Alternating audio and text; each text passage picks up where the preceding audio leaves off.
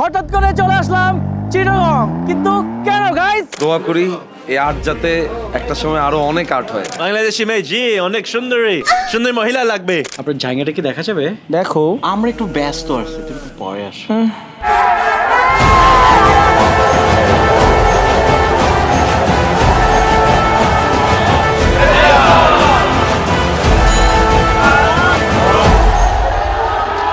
আপনারা সবাই হয়তোবা জেনে গেছেন হেডশট লাইফস্টাইল সেলুনের 8 নাম্বার ব্রাঞ্চ ওপেনিং উপলক্ষে আমরা সবাই এখন চিটাগাংয়ে।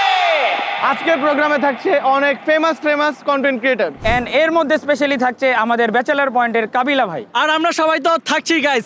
আজকের এই চিটাগংয়ের ব্লগটা অনেক বেশি সুপার ডুপার ইন্টারেস্টিং হবে, সো ব্লগটা স্কিপ করবেন না, ব্লগটা সম্পূর্ণ দেখবেন।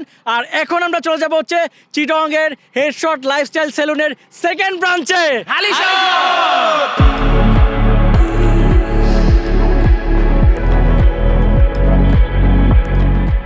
আলহামদুলিল্লাহ ফাইনালি আমরা ঘুম থেকে উঠে গেলাম, আর এত পরিমাণ টায়ার্ড ছিলাম যে আসলে আর ব্লগটা কন্টিনিউ করতে পারি নাই। তো একটু পরে হচ্ছে প্রোগ্রামের একটু আগে উঠে লাঞ্চ টাঞ্চ করে রেডি হয়ে গেলাম।